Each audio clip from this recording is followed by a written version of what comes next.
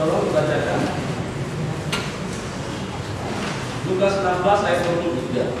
Orang kaya itu juga mati lalu dikubur, dan sementara yang menderita sengsara di alam maut, ia memandang ke atas, dan dari jauh melihatnya Abraham dan Lazarus duduk di pangkuan.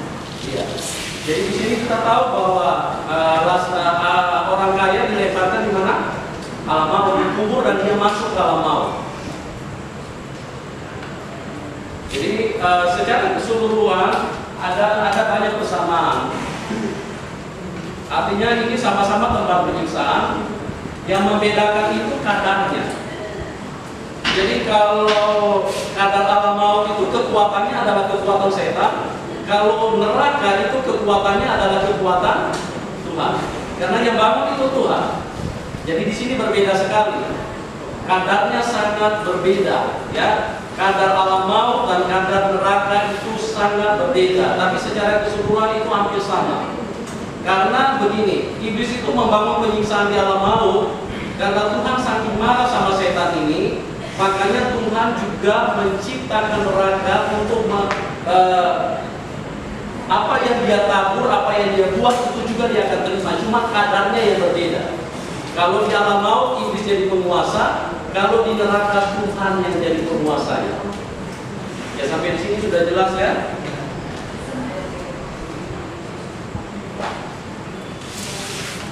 Terus kalau neraka itu sifatnya kekal. Jadi dia unlimited time, kekal selama-lamanya. Sedangkan alam maut itu hanya 6.000 tahun. Jadi mulai dari zaman Adam sampai nanti pengangkatan itu manusia disiksa di situ selama 6.000 tahun. Manusia yang tidak percaya kepada Tuhan karena upah dosa adalah maut. Jadi iblis yang memberikan upah kepada manusia karena telah melakukan semua yang diperintahkan oleh iblis.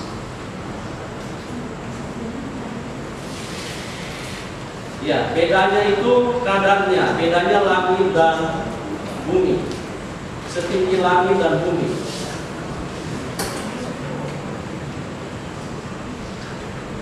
Yang perlu kita perhatikan di sini bahwa seperti saya bilang tadi, jadi dari alam maut manusia itu setelah disiksa sama iblis, pada waktu penghukuman dijatuhkan kepada iblis oleh Tuhan, jadi semua manusia yang ada di alam maut itu juga dapat tiket yang sama untuk masuk ke dalam neraka. Jadi akan ditarik dan masuk semua ke dalam neraka karena manusia menjadi pengikut iblis. Sebetulnya Tuhan tidak pernah menciptakan neraka buat manusia, tapi Tuhan menciptakan neraka itu buat setan, buat iblis. Tuhan datang mati buat manusia, tidak mungkin Tuhan menciptakan neraka buat manusia, tapi Tuhan ciptakan neraka buat iblis, roh-roh jahat. Tapi semua manusia yang mengikuti setan itu akan dapat tiket yang sama, satu paket ini, paket hemat. Paket hemat ini, jadi sama-sama dicemplungkan di sini.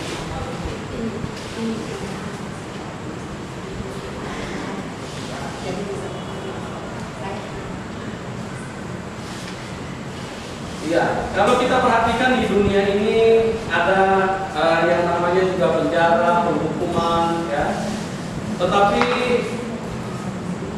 penjara-penjara seperti di dunia ini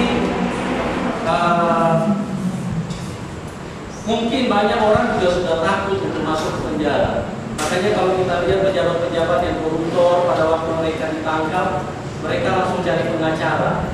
Untuk apa? Untuk membela perkaranya supaya jangan sampai masuk ke dalam tahanan. Karena tempat itu tidak enak. Minimal masa hukumannya berkurang kalau dia pakai pengacara. Nah, kalau di dalam alam maut terus kemudian dilanjutkan di neraka, ini unlimited time. Jadi tidak ada lagi batas waktu. Kalau di dunia ini dihukum 20 tahun, ada yang namanya amnesti, ada yang namanya abolisi, ada yang namanya grasi. Itu pengurangan, ya, pengurangan masa tahanan.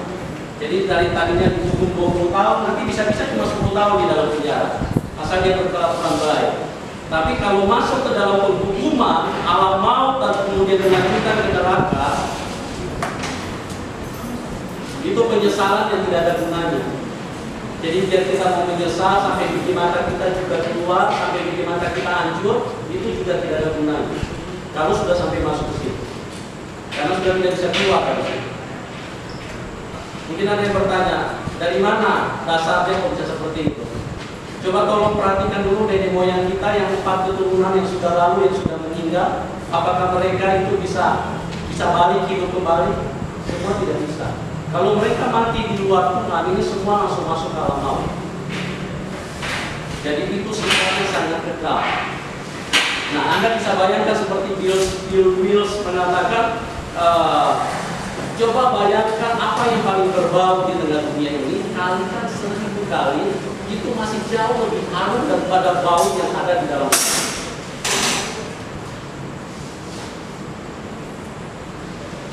Ya, kita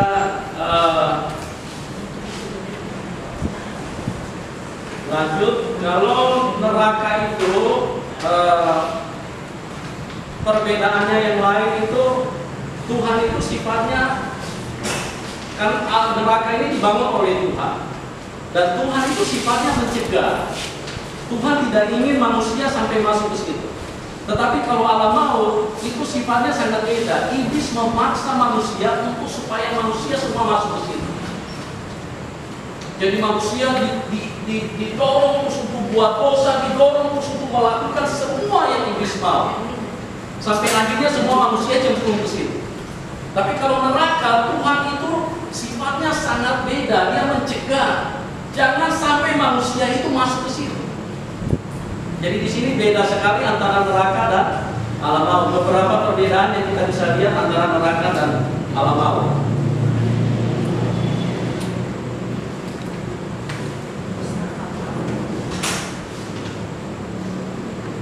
Nah, kita lanjut. Apa saja yang ada di alam maut?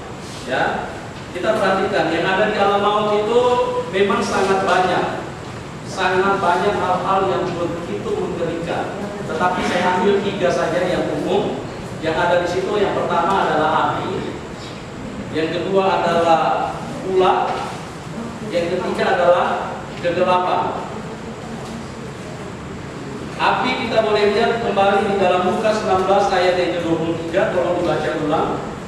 Orang kaya itu telah mati malam timur, sementara yang menderita sengsara dalam maut yang mengarah ke atas dan jauh dengan Abraham dan masalah itu dimanukan. Iya, yang menderita dengan begitu sangat karena dia terbakar. Dia minta di ayat 24 itu, tolong dilanjutkan. Lalu dia berkata-katanya, Bapak Abraham, kasihanlah aku, suruhlah saya supaya menjadikan mencari ke dalam air dan menjadikan lidahku, sebab aku sangat kesakitan di dalam nyala. Iya, aku sangat kesakitan. Panas apinya luar biasa. Sampai setitik air saja itu sangat berguna di situ. Tetapi seperti yang saya katakan, air itu tidak ada di situ. Ini tempat yang paling memilukan buat hidup. Kalau manusia sampai jatuh ke situ itu sangat menderita. Dia bilang, Bapak Abraham, tolong 1 tetes saja. Aku sangat menderita. Aku sangat kesakitan, 1 tetes saja, tolong Bapak Abraham. Ini panasnya luar biasa. Nah, nanti saya akan jelaskan kadarnya. Kita lihat dulu yang lain. Ada ular. Ya, kita coba lihat ularnya di Markus pasal 9 ayat 44, 46 dan 48. Kita lompat ya. 44, 46 dan 48. Markus 9 ayat. Sebab itu uratnya tidak akan mati dan apinya tidak akan padam. Ya, di tempat itu ularnya tidak akan mati dan apinya tidak akan padam. Nah, Anda bisa bayangkan ulat yang tidak mati oleh api. Ini ulat yang model apa ya? Kalau dia gigit, dia copot. Manusia punya bicara ya. Kalau dia copot, manusia punya badan. Apalagi kalau dia copot, manusia punya kemaluan. Ini perlu kita pikirkan dengan sungguh-sungguh supaya perjalanan kita menjadi terarah. Kita menjadi hamba-hamba Tuhan yang benar-benar hamba Tuhan.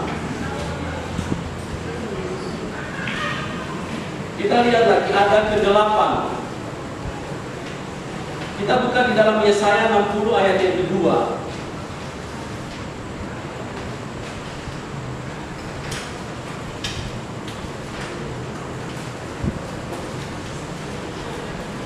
Sebab sesungguhnya kegelapan menutupi bumi dan kegelapan menutupi bangsa-bangsa. Tetapi terang Tuhan dari atas kebenaran yang menjadi nyata atasnya. Ya, jadi iblis ini dilambangkan Tuhan adalah sebagai kegelapan. Kegelapan itu adalah tempat yang sangat menyiksa hidup manusia. Kita baru lihat tadi contohnya kan, tiba-tiba lampu mati, itu artinya kehidupan itu secara otomatis menjadi tersiksa. Kita mau bergerak saja kita takut. Kenapa? Siapa tahu di sebelah ada pisau. Kita tidak berani bergerak. Nah, kegelapan yang ada di alam maut itu sangat berbeda dengan kegelapan yang seperti malam hari. Kalau cuma malam hari, kita di sana bawa lampu, bawa senter juga sudah selesai. Itu kegelapan. Ada satu buku yang ditulis oleh Kenneth Hagin. Dia seorang hamba Tuhan yang dipakai luar biasa dan sekarang dia sudah pulang di surga. Dia tulis bahwa sebelum dia bertobat, dia sempat ditarik setan untuk menuju ke alam maut. Dan dia melihat itu kegelapan hitam begitu pekat, hitam ketebalannya itu harus kalau mau dipotong pakai parang pun itu tidak bisa ini. Itu kegelapan pekat sekali yang dikatakan oleh Kenneth Hagin. Dan Tuhan selalu berkata, di tempat itu akan terdapat kegelapan yang begitu gelap dan ratapan dan kertakan kita. Jadi gelap sekali. Kita waktu gelap mau tarik nafas saja kita susah. Kalau kegelapan itu artinya tidak ada kehidupan. Ya Anda kalau mau uji coba 1 hari di dalam kamar, matiin lampu. Coba 1 hari, kalau keluar Anda tidak seperti kayak ada setengah-setengah miring, Anda boleh katakan teriak-teriak di situ, saya pendeta pembohong. Coba matiin lampu 1 hari Anda di dalam kamar, matiin lampu. Dan berdiam diri di situ, gelap, tanpa cahaya. Nah itu baru kegelapan yang ada di dalam dunia. Kalau kegelapan yang ada di alam maut. Jadi begini saya katakan, kegelapan yang bekerja ini membuat manusia ini tidak bisa melihat kehidupan, tidak bisa melihat kebenaran. Jadi iblis ini adalah kegelapan yang begitu hebat, yang menutupi manusia supaya manusia tidak bisa melihat kebenaran. Sama seperti kebenaran-kebenaran ini dia tutupi terus di dalam gereja, jangan sampai orang bicara tentang neraka. Karena kalau sampai orang tahu tempat ini begitu luar biasa ngerinya, maka manusia akan mengambil keputusan untuk hati-hati di dalam hidup ini. Jadi iblis buat kegelapan itu supaya menjadi sekat untuk manusia tidak melihat ke situ. Nah ini baru di dalam dunia. Sentralnya itu ada di alam maut. Nah baru alam maut, belum lagi nanti neraka kegelapan yang kalau Tuhan yang cipta. Ya kita lanjut lagi.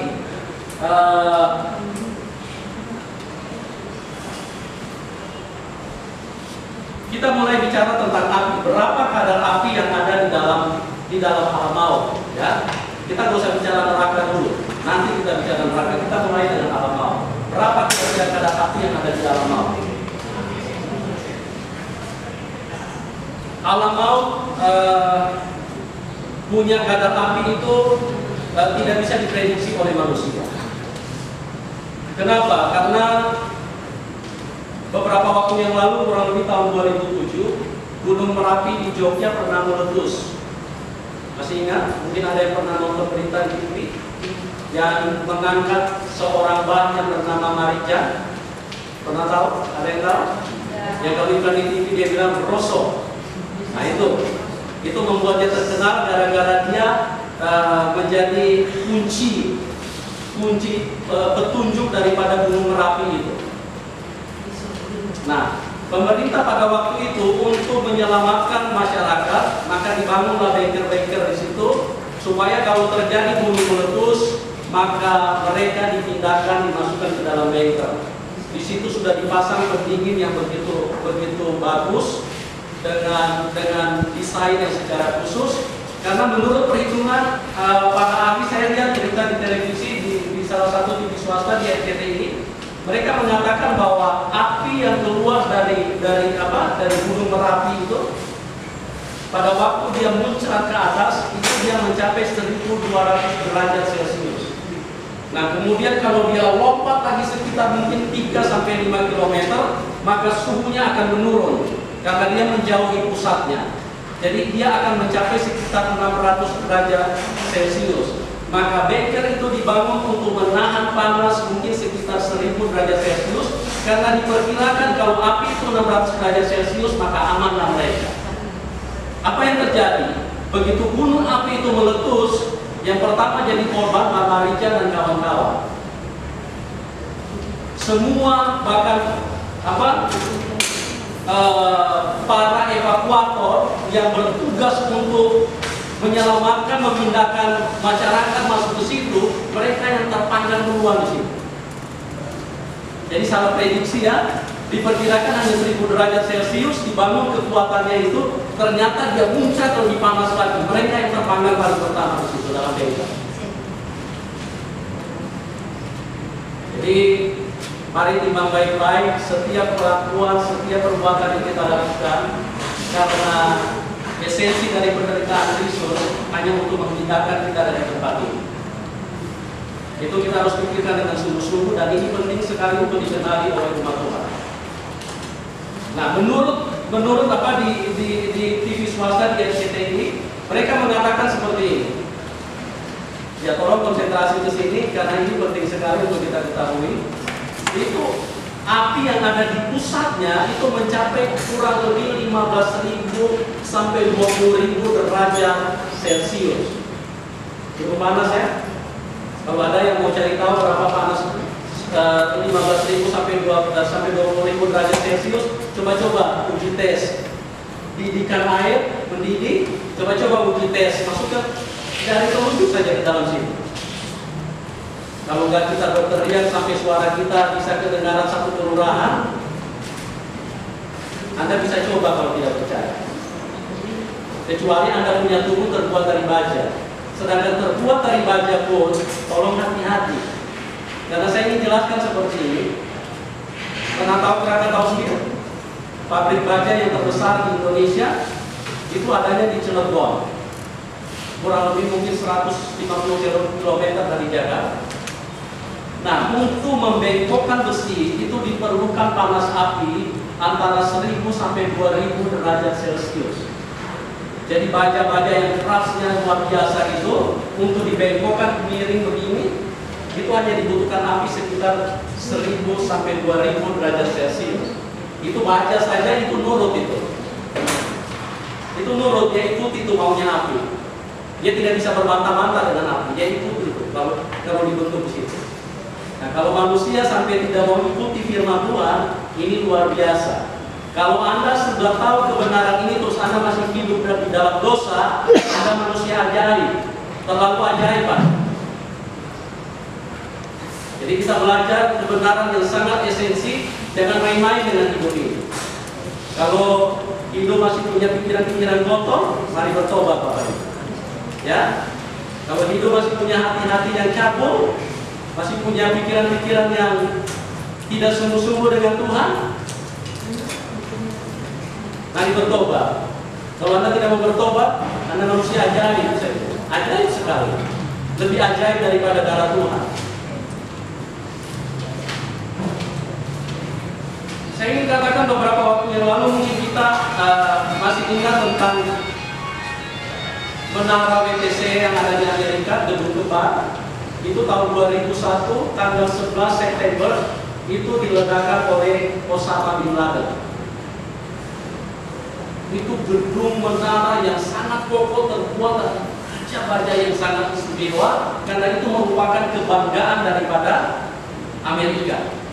Itu dengan gedung kurang lebih 100 tingkat, jadi mungkin sekitar 500 meter dia ke atas dengan kilometer. Jadi begitu pas pesawat itu tabrak gedung itu berita menyatakan bahwa suhu api yang ada di situ diperkirakan mencapai 2000 derajat Celcius. Bangunan yang begitu kokoh rontok seketika. Amerika pun juga seperti kayak orang semaput. Jadi tidak main-main, cuma membuka api 2000 derajat Celcius. Di dalam dunia ini semua sudah bisa diatur. Nah, bagaimana manusia kalau sampai masuk ke alam maut? Mungkin ada yang bertanya, alam maut itu di mana? Alam maut itu di perut bumi, di bawah bumi ini. Makanya gunung-gunung meletus itu api dari alam maut yang terlalu panas, saking panasnya dia sampai muncrat ke atas. Ingat firman Tuhan berkata, Tuhan Yesus turun ke rahim bumi selama berapa hari? Masih ingat? Selama 3 hari dia turun ke perut bumi selama 3 hari. Untuk masuk ke mana? Masuk ke alam maut. Untuk dihakimi oleh iblis selama 3 hari di situ. Dia mewakili menggantikan kita untuk masuk ke tempat itu. Jadi tidak usah bertanya-tanya di mana alam maut itu. Alam maut ini di bawah sini. Hampir di setiap daerah ada gunung Merapi. Itu merupakan sentra-sentra daripada alam maut. Jadi di bawah bumi ini itu api semua yang begitu mengerikan. Belum lama Gunung Sinabung di Medan, dia meletus dengan radius kurang lebih sekitar 5 km, itu sudah dikosongkan. Tetapi ada beberapa yang bandel, maksudnya orang yang tidak mau perhatikan itu, mereka masuk ke daerah situ, begitu gunung meletus, itu langsung jadi apa itu? Jadi onde-onde mereka semua. Itu cuma meletus muncrat ke atas begini, baru kena sebentar saja itu. Para ahli mau masuk untuk keluarkan mereka saja nggak berani. Tunggu abad-abad dulu ini gunung mau meletus lagi apa enggak? Itu baru hitungan detik. Bagaimana kalau manusia masuk ke dalam kekekalan?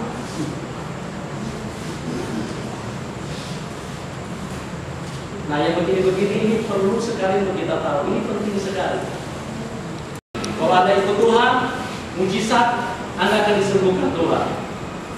Mujizat itu secara otomatis tidak usah diminta-minta, itu hak paten orang Kristen. Siapapun kita, kalau kita benar-benar cinta Tuhan, setiap hari kita penuh dengan mujizat. Nah, yang begini-begini nih, yang esensi ini yang kita perlu tahu. Jangan sampai Tuhan sudah menderita dan hancur-hancuran, terus kita nggak tahu tujuan Tuhan untuk bebaskan kita dari situ. Karena Tuhan tahu begitu mengerikan tempat ini, makanya Tuhan yang turun tangan untuk bebaskan kita. Ya, beberapa waktu yang lalu kita sering dengar juga ada pesawat yang meledak di udara. Itu karena api yang begitu kuat membuat pesawat itu yang terbuat dari baja itu hancur berkeping-keping. Jadi panasnya sudah kita tahu ya. Kalau menurut para ahli, api yang ada di inti daripada alam maut itu sekitar 20.000 derajat Celcius. Tapi menurut kebenaran firman Tuhan itu lebih dari itu. Karena satu bukti bahwa gunung Merapi saja sudah salah diprediksi manusia. Nah, kalau seperti saya bilang tadi, kalau mungkin kulit kita terbuat dari baja pun juga kita harus hati-hati. Karena 2000 derajat Celcius saja baja sudah ikut aturan main daripada api itu.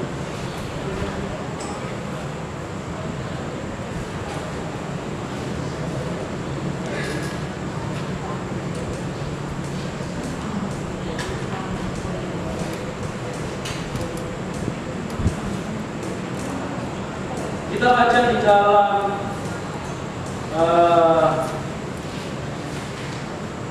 Matius 12 ayat yang ke-40.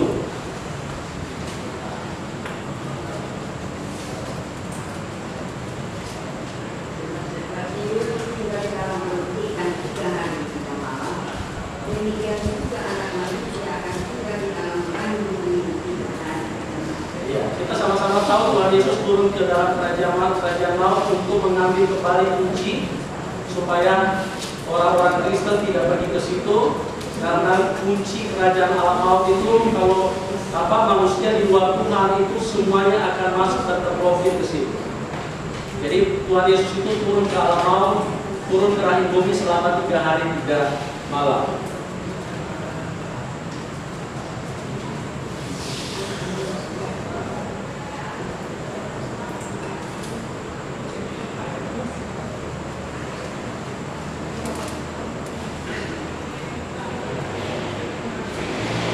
Baca di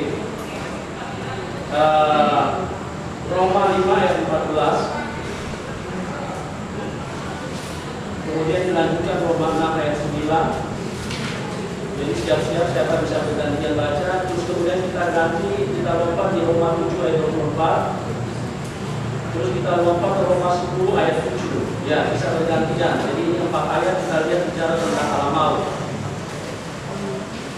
Roma 5 ayat 14, seluruh demikian bahwa telah berkuasa dari zaman dan sampai pada zaman Musa juga atas mereka yang tidak berbuat dosa dengan cara yang sama seperti yang telah dibuat oleh Adam yang adalah pada dia yang akan datang. Ya, sungguh pun demikian maut telah berkuasa dari zaman Adam. Jadi di sini kita bisa bedakan ya bahwa alam maut itu dibangun, didesain oleh iblis. Jadi maut itu berkuasa dari apa? Dari zaman Adam. Makanya kalau orang-orang meninggal tiba-tiba dikatakan maut menjemputnya, mengalami kecelakaan maut. Itu semua perbuatan setan, karena memang setan itu dari dulu mencelakakan manusia terus. Makanya kalau kita perhatikan berita-berita kecelakaan maut menjemputnya, ya inilah setan ini.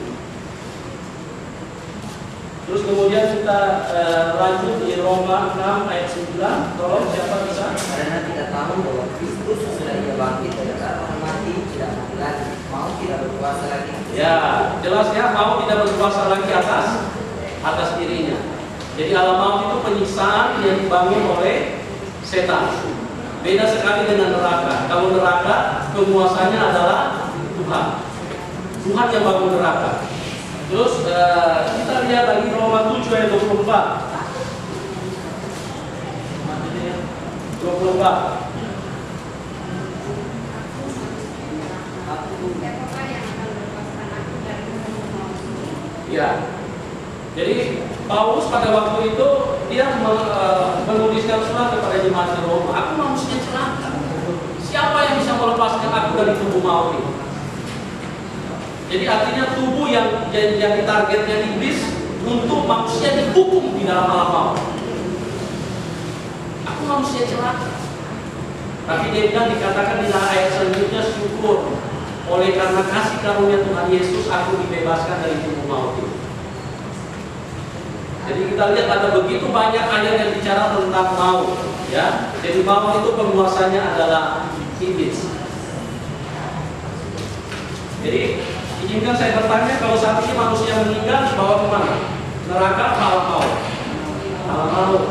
Neraka itu belum, nanti. Karena iblis yang akan dijemputkan ke situ, semua manusia yang melakukan dosa sesuai dengan apa yang diprogramkan iblis, sekali lagi itu dapat tiket yang sama untuk masuk ke alam neraka. Jadi baru alam maut nih, baru alam maut ya. Alam maut saja sudah puluhan ribu derajat Celcius. Nah, Anda bisa bayangkan kalau neraka seperti apa? Ya, kita nggak usah bicara neraka dulu lah, kita bicara alam maut dulu. Biar agak enteng-enteng sedikit kita.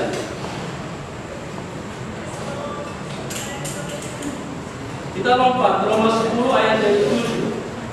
Atau siapakah akan turun ke jurang maut, untuk membawa Kristus naik dari antara orang mati. Ya, siapa yang akan turun ke jurang maut untuk membawa Kristus dari antara orang mati? Jadi Tuhan Yesus pernah turun ke jurang maut. Makanya tadi saya bilang ini tempat yang sangat dalam. Masuk itu kalau kita masuk ke tempat yang sangat dalam itu ngeri sekali. Saya kalau ada di gedung-gedung bertingkat, kalau di Jakarta itu banyak sekali gedung-gedung bertingkat langit. Saya kalau sudah naik, nggak usah jauh ke tinggi-tinggi sampai 40 lantai. Lantai 7 saja kalau saya ada di mall itu, kalau saya lihat ke bawah, lutut saya sudah mulai goyang. Kaki saya mulai berkeringat. Itu baru sedalam itu saja saya punya kaki sudah, jantung saya sudah sepertinya kayaknya agak mengecil sedikit. Itu saya lihat ke bawah aja kaki saya sudah berkeringat, makanya saya nggak mau lihat. Itu baru ketinggian berapa? Kita lihat dari atas. Nah, manusia akan ditarik masuk ke dalam jurang maut. Makanya kita sama-sama tahu kalau belajar di sekolah ada yang namanya gaya gravitasi bumi atau gaya tarik bumi. Itu bahasa ilmu pengetahuan. Tapi bahasa kebenaran, dengar nih rekan-rekan mahasiswa, itu bukan gaya tarik bumi, itu gaya tarik setan. Jadi semua manusia yang di atas akan ditarik setan untuk masuk ke dalam alam maut. Cuman yang menghalangi ini masih ada tanah.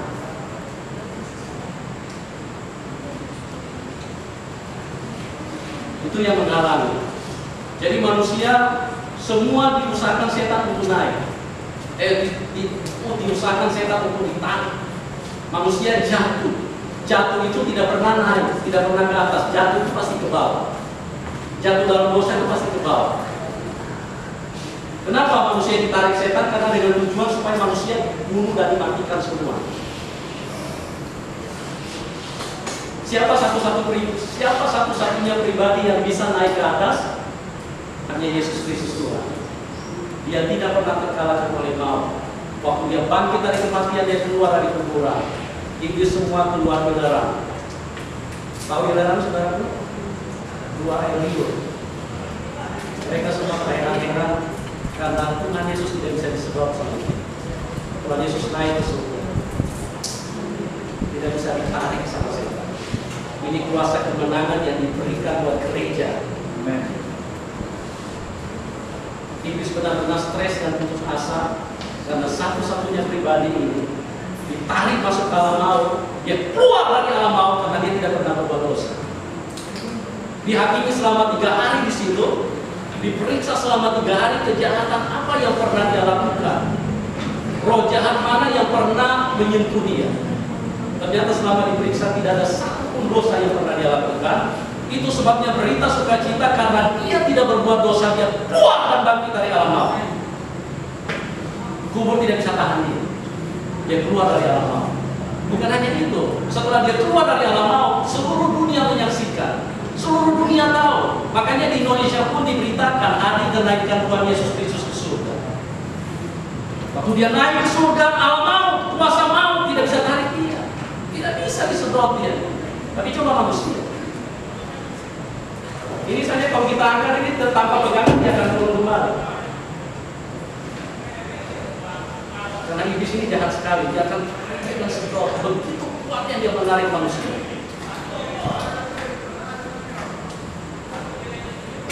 Manusia kalau naik pesawat itu harus diperlengkapi dengan teknologi yang tinggi. Karena kalau tidak diperlengkapi dengan teknologi yang tinggi, siap-siap aja disebut setan. Setan akan tarik dan datang masuk ke bawah. Lihat hidup di dalam dunia. Makanya kita bersyukur kita punya Tuhan Yesus. Dia datang 2000 tahun yang lalu dengan tujuan membebaskan kita dari maut. Ini iblis ini jahat sekali, luar biasa jahat. Hanya Tuhan yang tahu kejahatan. Makanya jangan sampai saudara pergi ke situ.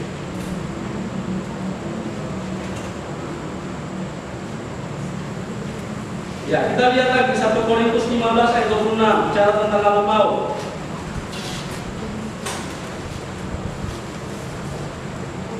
Kita lanjut dengan 1 Korintus 15 ayat 31. Bisa bekerja sama, bisa ganti-gantian.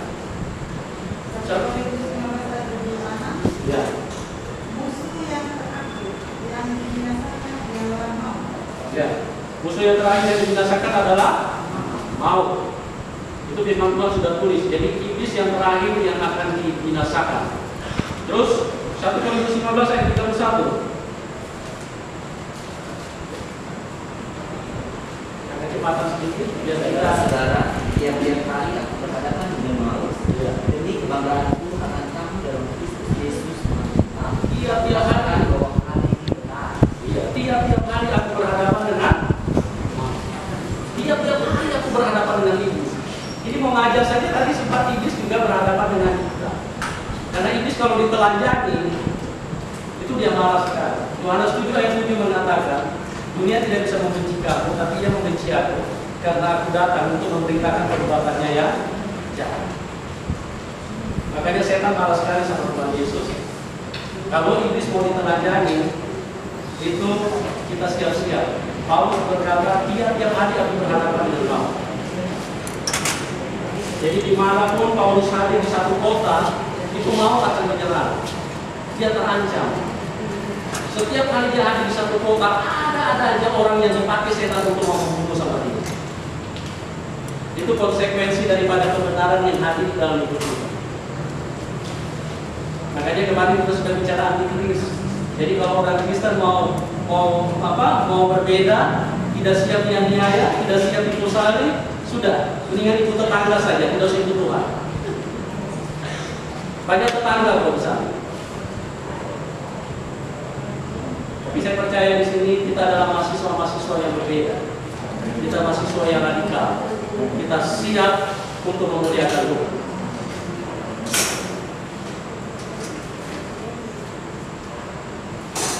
Ya, 1 Korintus 15 ayat 54 dan 55.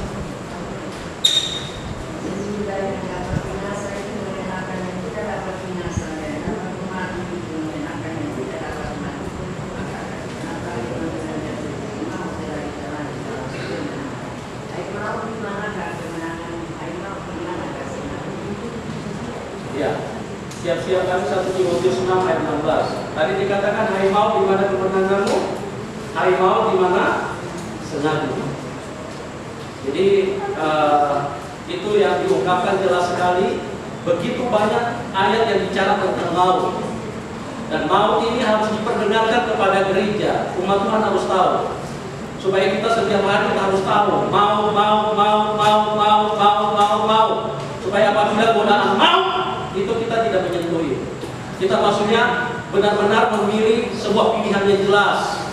Tidak seperti kayak kambing ditarik ke sana kemari, sapi ditarik ke sana kemari sama iblis. Disuruh buat dosa, kita ikut buat dosa. Disuruh makan narkoba, kita makan narkoba.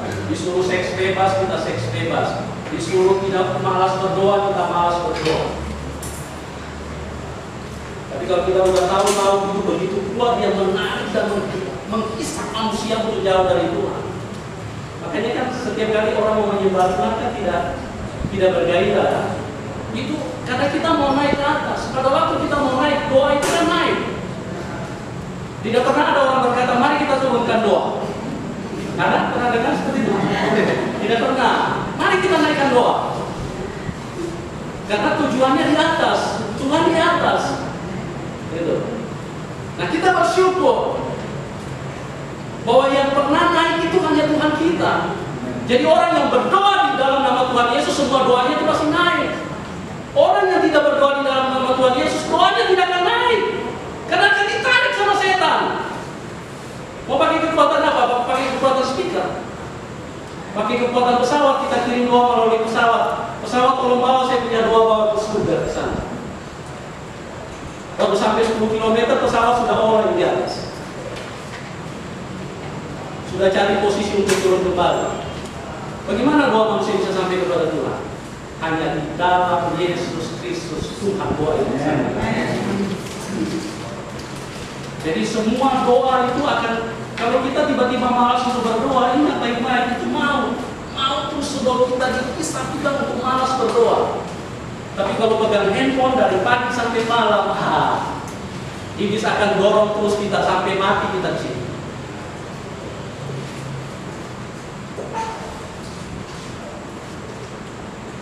Kalau untuk hal-hal yang begitu, iblis dorong terus, karena itu semuanya menuju ke bawah. Perkara dunia ini akan menuju ke bawah, dunia akan hancur. Tapi kalau yang namanya mau naik, mau baca Alkitab, coba perhatikan. Saya nggak tahu di sini mahasiswa Kristen apa sudah pernah tamat belum baca dari Kejadian sampai Wahyu. Ya, satu pengakuan yang jujur, kalau Anda berkata belum, saya harap cepat-cepat bertobat. Ya, sudah pernah tamat, puji Tuhan, minimal 1 kali tamat. Ya, ini penting sekali untuk kita tahu. Jangan jadi mahasiswa Kristen, mahasiswa teologi, tapi Anda tidak pernah baca firman.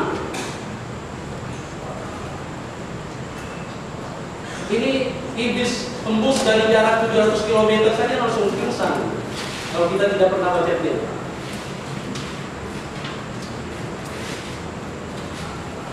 Minimal 1 kali tanam, kalau perlu 100 kali tanam setiap hari. Nah itu kalau kita lagi malas, itu ingat baik-baik, itu maut lagi narik kita, disedot terus, jangan sampai kita naik ke atas. Karena kalau kita baca firman, firman ini kan dari atas. Firman menjadi manusia dan firman itu sudah naik kembali ke atas. Tapi yang ditinggalkan Alkitab.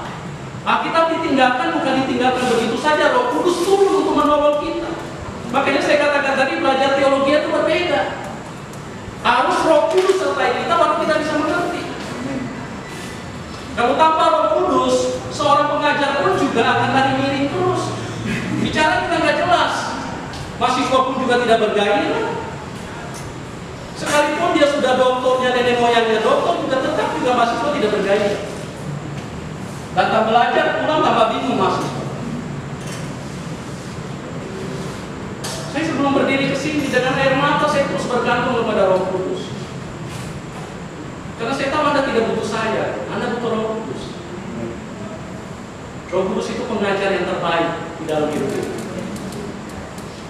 Siapa saya yang Anda butuhkan? Saya begitu banyak kebutuhan. Saya juga butuh Anda loh. Tapi kita sama-sama butuh Tuhan.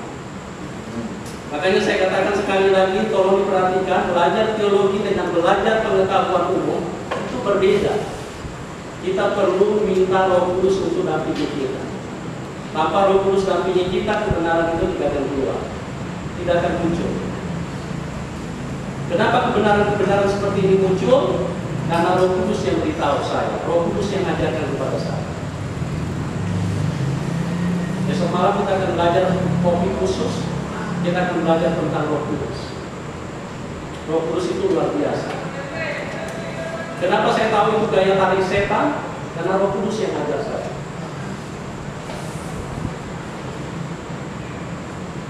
Manusia kalau sudah makin tua, akan ditarik terus menerus sampai masuk ke dalam.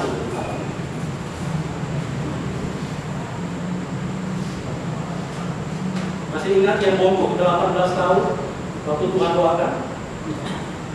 Itu kenapa jadi bongkok? Itu karena diikat sama kuasa setan. Jadi terus dia mau bertahan juga nggak bisa. Tarik tambah turun.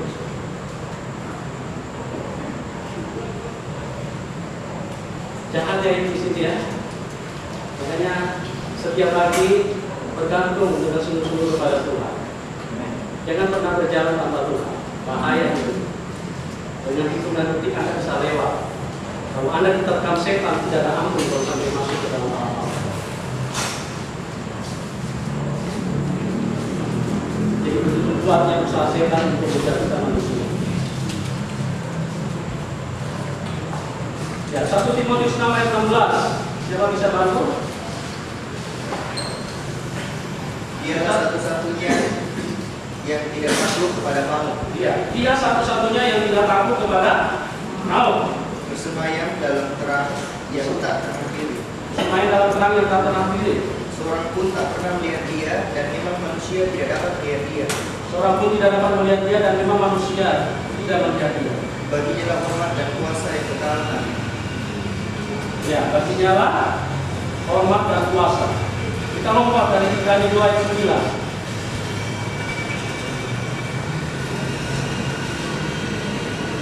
Ya, boleh bergantian, harus aktif ya. Jadi kita respon dengan karya Roh Kudus dalam hidup kita. Dari ayat 9.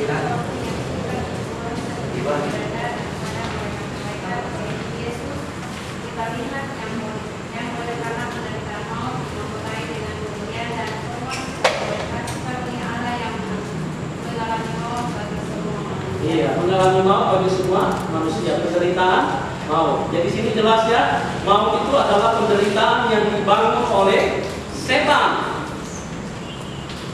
Jadi manusia kalau tiba-tiba mati itu karena mengalami maut. Jadi semua yang ada di dalam manusia, firman Tuhan berkata Yohanes 10 ayat 10, iblis datang mencuri dan membunuh dan apa? Membinasakan. Semua yang ada di dalam manusia dia ambil semua. Kekuatannya, kesehatannya, kemampuannya untuk makan, kemampuannya untuk bicara, kemampuannya untuk melihat, kemampuannya untuk mendaki, curi dan dirampas oleh setan. Sampai dia satu-satunya pribadi yang menang atas kuasa mau. Dia yang naik. Mau tidak bisa tarik dia, mau tidak bisa berkuasa, dia bisa berdiri. Dari hidup di dalam dunia semua diambil sama setan. Sampai mau makan pun kita sudah nggak bisa, mau minum pun sudah nggak bisa. Ada satu jemaat yang saya layani hari-hari terakhir sebelum dia dipanggil Tuhan. Sampai mau minum saja dia minum sedikit, terus airnya keluar semua. Tubuhnya itu digerogokin terus sama setan. Jadi ditarik haknya untuk minum pun dihilangkan sama setan. Saya pernah datang berkunjung dan doakan satu orang yang kena kanker payudara.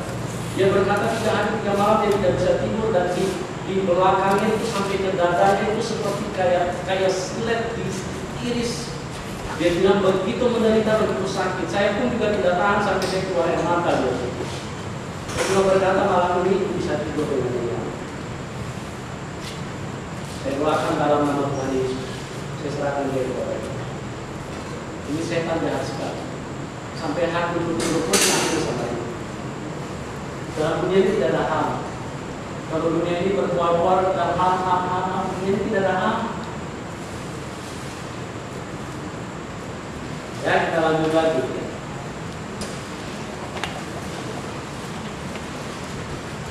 Ibrani 2 ayat 14.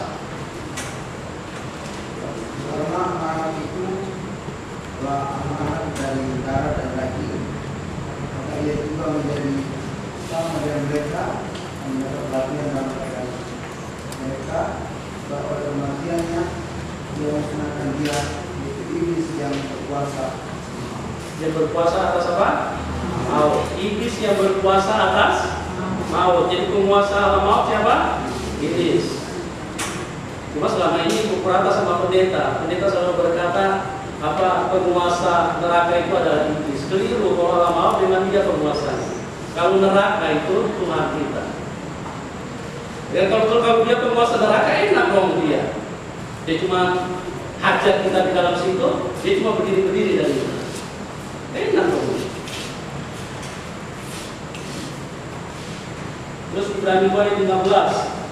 Wahyu 12 ayat 11, tolong bergantian ada kecepatan sedikit. Supaya dengan jalan demikian yang berpasang mereka yang seumur hidupnya berada dalam pertambahan oleh karena takutnya kepada maut. Oleh karena takutnya kepada maut.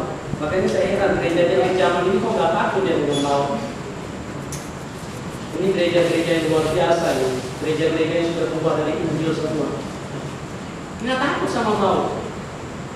Mungkin ada yang bilang, masa iya sih? Ya coba perhatikan kalau orang buat dosa itu kan berarti dia nggak takut sama maut. Firman Tuhan sudah bilang buat dosa dalam maut. Dan firman berkata oleh takutnya kepada maut. Paulus sendiri bilang aku manusia celaka, siapa yang bisa bebaskan aku dari tubuh maut? Tapi gereja yang sama tidak pernah takut sama maut. Kelihatannya lebih hebat dari Tuhan ini gereja yang zaman. Karena berani berhadapan dengan maut.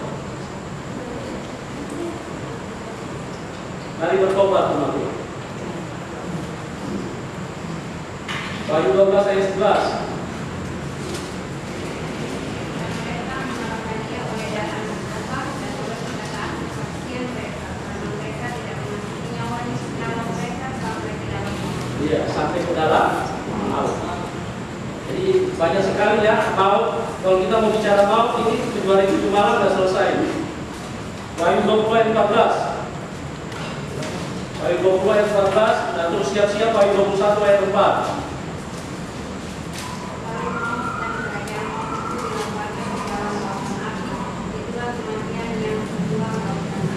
Iya, maut dan kerajaan maut itu dilemparkan ke mana? Lautan api. Lautan api itu apa? Neraka. Itu dibangun oleh siapa? Oleh Tuhan Yesus Kristus yang Maha Kuasa. Dan Wahyu 21 ayat 4. Dan ia akan menghapus segala air mata dari mata mereka, dan maut tidak akan ada lagi. Tidak akan ada lagi perkabungan atau rapat tangis atau duka cita, sebab segala sesuatu yang lama itu telah berlalu. Ya, jadi iblis yang membuat kita air mata terus keluar dari lahir. Pernah Anda lihat bayi begitu keluar dia ketawa? Kalau dia keluar bagaimana?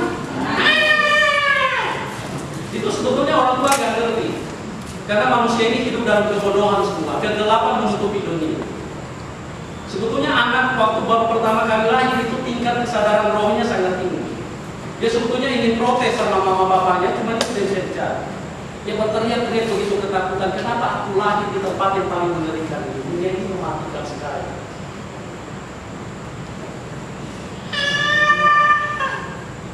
Ngeri sekali kalau hidup dalam dunia ini. Sangat mengerikan. Dari lahir diwarnai dengan air mata, sampai akhir hidupnya lebih penuh dengan air mata. Coba lihat kalau sudah terbaring, kalau semua hidupnya sudah diambil, bukan cuma dia yang nangis, semua orang yang ada di situ pun juga ikut keluar air mata. Tidak gampang ya hidup di dalam dunia ini. Setan menguasai dunia ini, makanya firman Tuhan berkata dunia ini dunia yang lain. Baik apa jahat? Makanya hati-hati kalau Tuhan sudah bilang dunia ini yang jahat, hati-hati. Hati-hati kalau mau melangkah ke kanan, hati-hati minta Tuhan pegang kakiku supaya tidak salah melangkah. Mau maju ke depan, Tuhan pegang kakiku supaya aku tidak salah melangkah. Mau pegang orang pun juga minta Tuhan, Tuhan pegang tanganku supaya tidak salah pegang orang. Cuma badannya manusia, rohnya setan. Makanya begitu banyak pasangan suami istri cuma 1 minggu itu sudah ribut besar. Karena apa? Karena badannya saja manusia, rohnya di dalam itu roh setan. Hati-hati di dalam dunia ini sangat jahat, luar biasa jahat.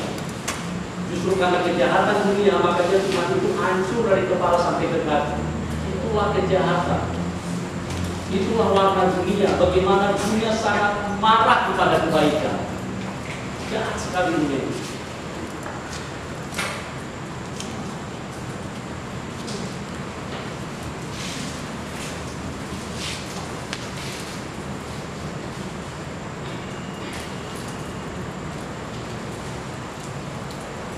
Ya, kalau mau mematikan, tapi kalau Tuhan menghidupkan. Tuhan tidak pernah mematikan, karena Dia Tuhan pencipta. Makanya selalu dikatakan Dia Allah yang hidup. Dia bukan Allah yang mati. Dia Allah yang menghidupkan. Jadi yang suka salah juga banyak ditemukan. Orang seringkali berkata kematian itu adalah produksinya Tuhan. Tuhan tidak pernah memproduksi kematian. Siapa yang memproduksi kematian? Iblis. Tuhan itu pencipta kehidupan. Dia menghidupkan. Tidak mungkin dia pribadi yang sama terus mematikan juga. Jadi kalau Anda lihat kematian, Anda lihat ke rumah duka, terus lihat orang terbaring di situ, kita jadi tahu betapa ganasnya setan itu. Tapi banyak sekali orang yang berkata bahwa kematian itu produksinya Tuhan. Tuhan beginilah dia sudah menemukan ini. Iya. Itu bahasa yang lebih pantas, lebih sopan. Tuhan yang panggil. Tuhan yang panggil dari mana? Selama hidupnya dia dipanggil sama siapa? Ya kan? Jangan terlalu percaya diri lah. Mendingan kita percaya Tuhan. Percaya diri ini bahaya sekali. Banyak orang Kristen terlalu percaya diri sehingga begitu tiba-tiba mati cuma karena namanya Paulus ditulis di situ rest in peace. Aku telah mengakhiri pertandingan ini dengan baik. Bertanding dari mana? Bertanding bola juga iya. Bertanding melawan setan tidak pernah.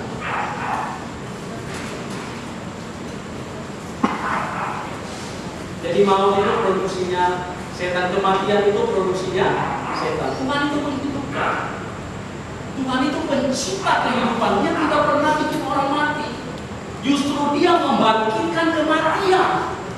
Dia menghidupkan yang mati untuk bisa pulang ke sana, ke kehidupan. Dia tidak pernah membuat orang mati. Itulah Tuhan. Jadi jangan pernah berkata Tuhan yang membuat orang mati. Justru kedatangan Tuhan itu membebaskan manusia dari kematian.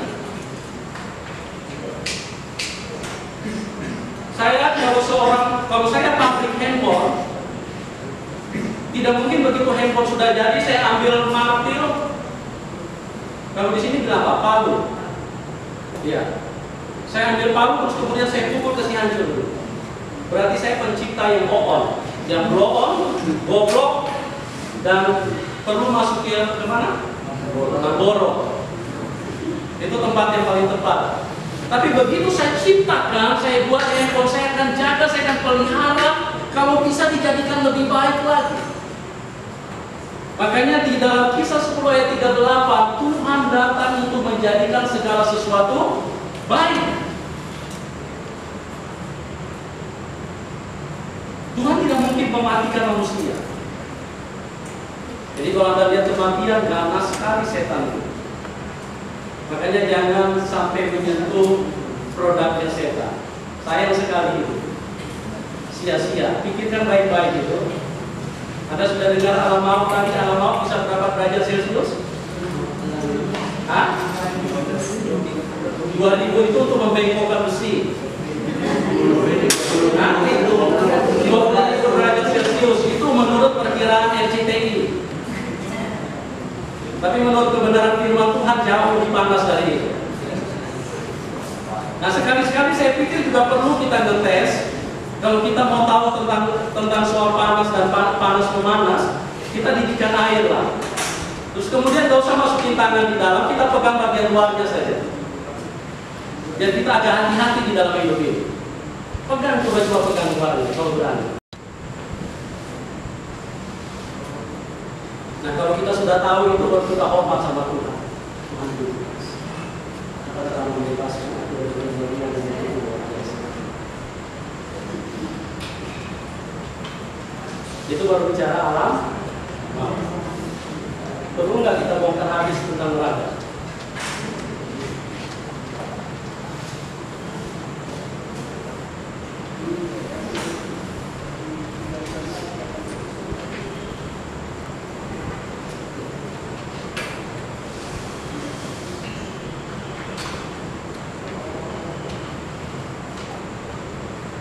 Ya, kita lihat klasifikasi tentang kegelapan yang dimasukkan. Matius 8 ayat 12, terus siap-siap Matius 22 ayat 13, terus siap-siap Matius 25 ayat 30. Tolong dibacakan. Ini bicara tentang kegelapan, tadi bicara tentang api.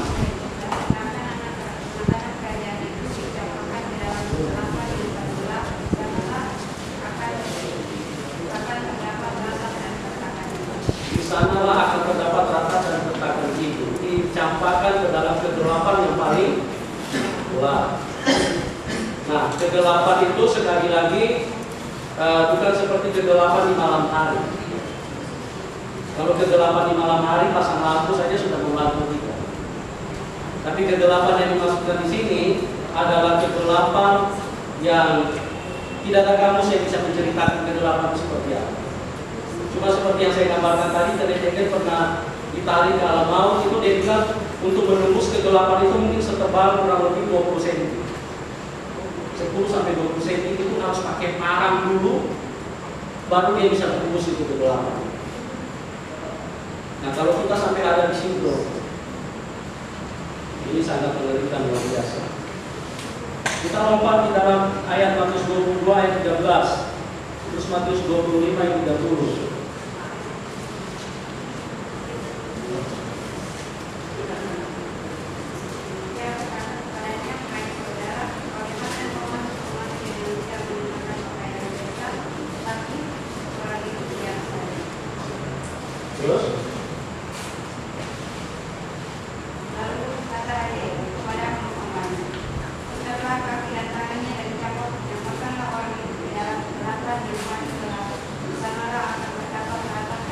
Jadi jelas ya, Tuhan bicara berulang-ulang tentang kegelapan ini.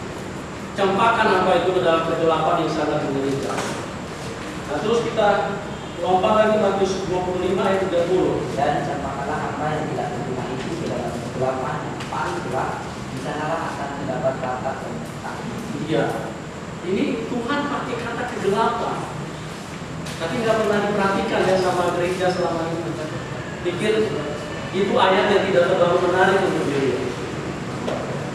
Cuma yang menarik itu kalau kita baca itu Tuhan Yesus memberkati 5 roti dan 2 ekor ikan, terus kemudian orang makan sampai buka ikan pinggang, masih ada 12 bakul. Nah, kalau kegelapan begini nggak disorot ini sama pendeta-pendeta. Padahal justru inilah yang menentukan kita bisa 12 bakul sisa atau kita masuk ke tempat ini. Sangat-sangat mengerikan, campakkan lampu. Dan kalau Tuhan bilang kegelapan, ini kegelapan bukan kegelapan malam hari. Kalau kegelapan malam hari, pakai matahari saja semua sudah terang kelihatan. Tapi kalau cuma cahaya matahari, itu tidak bisa kelihatan iblis. Ini tidak bisa kelihatan. Ini kegelapan yang luar biasa. Ada satu kesaksian buku yang ditulis oleh Mary Catherine Baxter. Mungkin Anda pernah tahu Mary Catherine Baxter. Dia tulis di situ, setelah Tuhan bawa dia ke alam maut selama 40 hari, itu selama 3 bulan dia pingsan terus. Dia bilang kegelapan di situ luar biasa. Dia pingsan terus, dia tidak bisa hidup. Terus Bill Wills mengatakan, saya sebelum beli buku saya tanya Tuhan dulu, Tuhan ini buku benar nggak, kesaksiannya benar nggak? Kalau Tuhan bilang benar, saya beli. Kalau Tuhan bilang nggak benar, saya nggak beli buku. Karena di dunia ini terlalu jahat, semuanya kita ditarik untuk menjadi jahat.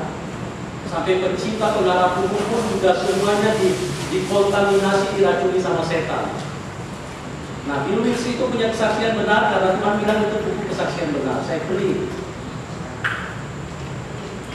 Dia bilang panas api yang ada di situ. Saya tidak bisa gambarkan seperti apa. Sampai waktu dia keluar dari situ, Tuhan bawa kembali ke dunia ini. Dia berkata sama Tuhan, Tuhan kalau Engkau tidak jamah mata saya minimal akan gila. Bahkan saya bisa mati lagi. Saya tidak kuat lihat pemandangan yang ada di situ. Itu kesaksian Bill Wills. Kegelapannya, baunya luar biasa, panasnya luar biasa, dan manusia di situ benar-benar tenaganya dikuras habis. Ya, kita Yesaya 60 ayat 1 dan 2 kita ulang. Baca Yesaya 60 ayat 1 dan 2.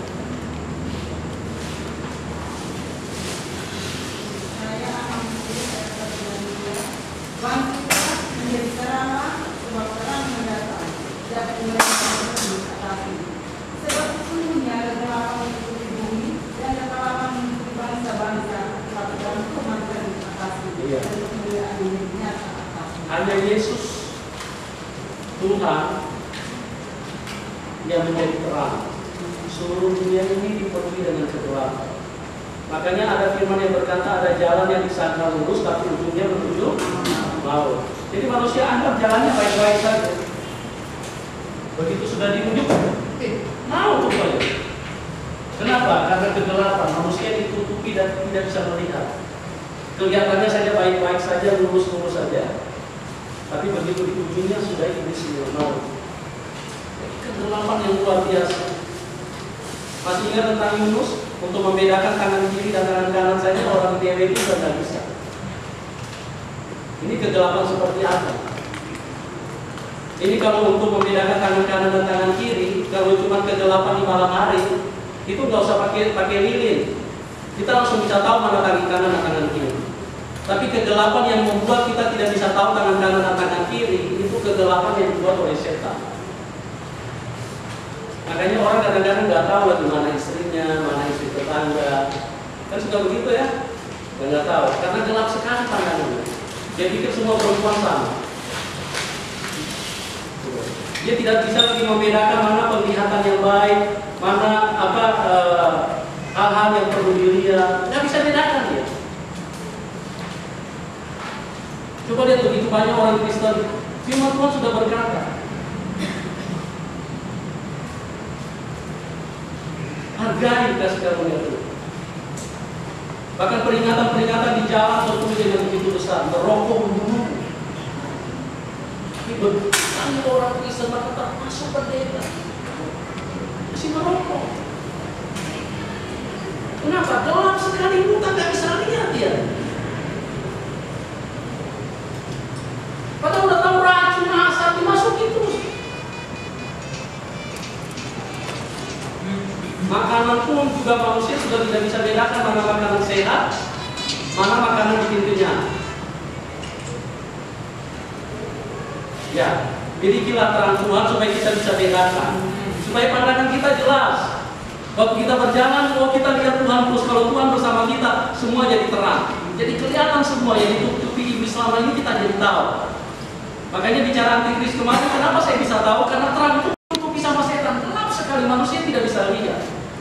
Makanya saya katakan kemarin, firman Tuhan ini tidak bisa dimengerti kalau hanya menggunakan otak yang sebesar bapau. Nggak bisa kita mengerti.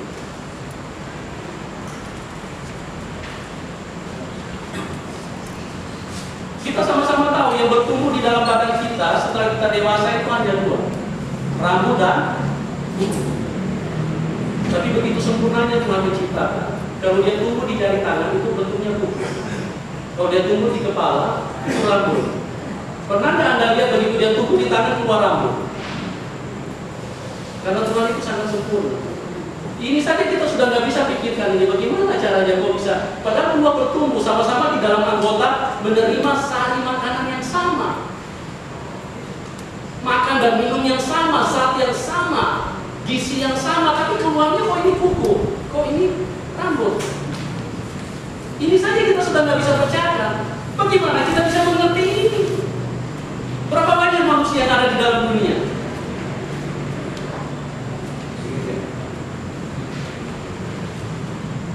Siapa yang bisa pecahkan itu? Keajaiban Tuhan yang begitu besar.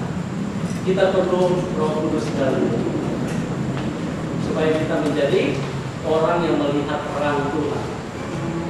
Di dalam kehidupan kita akan bisa tidak ujung maut, tapi kita akan benar-benar ujungnya sampai ke surga. Itu hanya karena terang Tuhan yang memberikan terang kepada kita. Jadi ketika kita melangkah ada terang Tuhan di depan kita, di belakang kita, jadi kita melihat jelas, oh ini dosa, ini najis. Maju lagi, oh ini dosa, ini najis. Masih tidak mau pinggir. Itu kalau orang hidup di dalam terang Tuhan. Tapi kalau orang yang tidak hidup di dalam terang Tuhan, dia nggak bisa bedakan mana yang najis, mana yang najis. Dia nggak bisa bedakan. Pokoknya dia anggap puji Tuhan semua ini berkat Tuhan. Haleluya.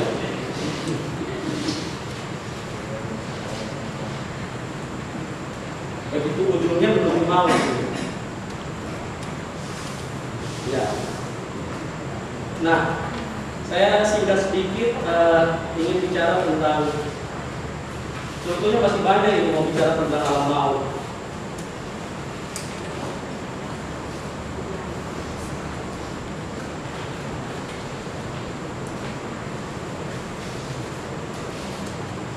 Ya, Wahyu 20 ayat 10, kita coba lihat Wahyu 20 ayat 10. Dan iblis yang menyesatkan mereka dilemparkan ke dalam lautan api dan belerang, yaitu tempat binatang dan api palsu itu, dan mereka disiksa siang malam sampai selama-lamanya. Ya, kita lompat saja. Kita sekarang bahas tentang neraka. Di situ dikatakan iblis dilemparkan ke mana? Ke lautan api, belerang yang bernyala-nyala.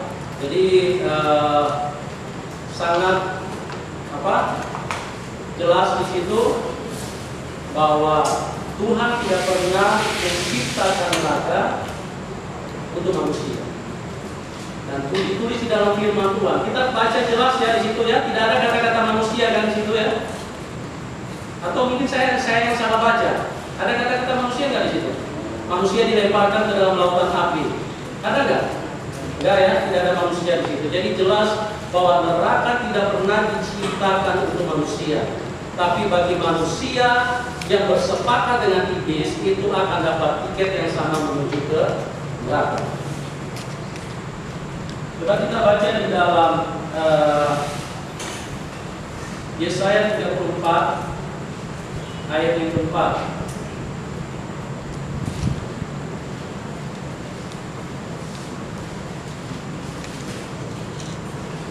Segenap tentara langit akan hancur dan langit akan digulung seperti gulungan kitab. Segala tentara mereka akan gugur seperti daun yang gugur dari pohon anggur dan seperti gugurnya daun pohon ara. Ya, saya perlu definisikan sedikit. Jadi neraka ini adalah tempat untuk menuntaskan muka Tuhan. Jadi Tuhan punya kemarahan kepada iblis ini diakumulasi terus. Tuhan kan panjang sabar. Tuhan kumpulkan terus, dikumpulkan, diakumulasi terus, dikumpul terus sampai nanti terakhir, baru semuanya akan dikumpulkan di sini. Jadi tuntas di situ, kemarahan Tuhan yang begitu luar biasa itu dituntaskan di situ. Nah, kalau kita baca di dalam 2 Petrus 3 ayat 10 sampai 12.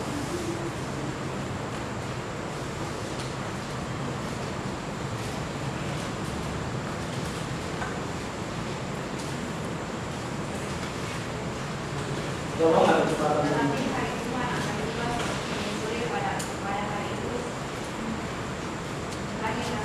Langit akan lenyap dengan gemuruh yang dahsyat dan unsur-unsur dunia akan hangus dalam menyala api, dan bumi dan segala yang ada di atasnya akan hilang lenyap.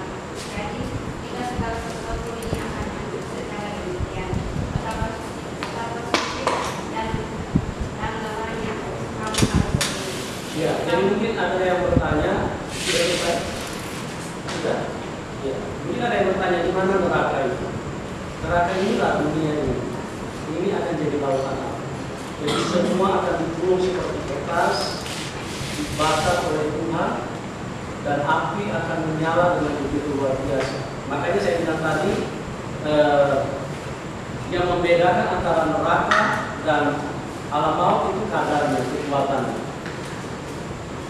Kita sama-sama tahu bahwa malaikat itu diciptakan oleh Tuhan. Kira-kira izinkan saya bertanya menurut saudara, mana lebih banyak, malaikat atau manusia? Nah, yang bilang manusia tolong angkat tangan. Atau mungkin bahasa Indonesia saya kurang jelas. Yang bilang manusia tolong angkat tangan. Tidak usah ragu-ragu, tidak ada hukuman di sini. Ini cuma bertanya. Yang bilang manusia lebih banyak mana? Berapa orang? 3 orang. Bapak? Nah, aku. Apa? Yang mana lebih banyak? Maklum? Manusia. Nah, sekarang yang bilang malaikat atau angkatan? Hah? Cuma apa lagi? Nah, yang lain ini? Nah, yang lain yang mengerti bahasa Indonesia kan?